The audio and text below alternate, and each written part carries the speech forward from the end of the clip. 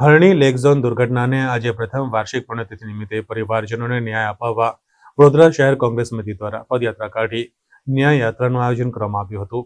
18 જાન્યુઆરી 2024ના રોજ સનરાઈઝ સ્કૂલના નાના ભૂલકાઓ પિકનિક માટે લેક ઝોન ખાતે આવી પહોંચ્યા હતા, જ્યાં બોટમાં ઘેટા બકરાની જેમ 48 જેટલા નાના ભૂલકાઓ તેમજ 2 શિક્ષિકાઓને બેસાડવામાં આવ્યા હતા। બોટની ક્ષમતા ન હોવા છતાં 30થી વધુ જેટલા વિદ્યાર્થીઓ તેમજ 2 શિક્ષિકાઓને બોટ ઉપર બેસાડી સફર શરૂ કરવામાં આવ્યો। તે તળાવની વચ્ચે જ બોટ વળાંક લેવા જતાં પલટી જતા 12 જેટલા નાના ભૂલકાઓ તેમજ 2 શિક્ષિકાઓને કાળ ભરખી ગયો હતો। આ સમગ્ર ઘટનાએ રાજ્યને હચમચાવી નાખી હતી, ત્યારે એના પડઘા સમગ્ર દેશમાં પડ્યા। ત્યારબાદ ન્યાયતંત્ર દ્વારા હરણી લેક ઝોનના કોન્ટ્રાક્ટર કોટિયા બંધુના તમામ ભાગીદારોને જેલ હવાલે કરવામાં આવ્યા હતા। નામદાર કોર્ટે પણ આ મામલે વડોદરા મહાનગરપાલિકાનો ઉધડો લીધો હતો।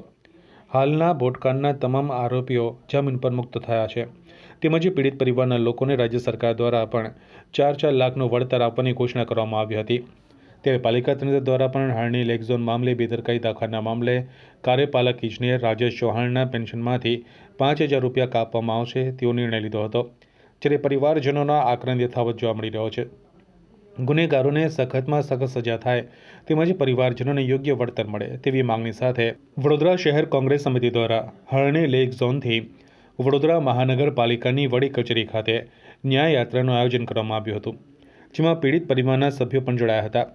બેનર પોસ્ટર સાથે સૂત્રોચ્ચાર કરી આ યાત્રાનો પ્રારંભ કરવામાં આવ્યો હતો।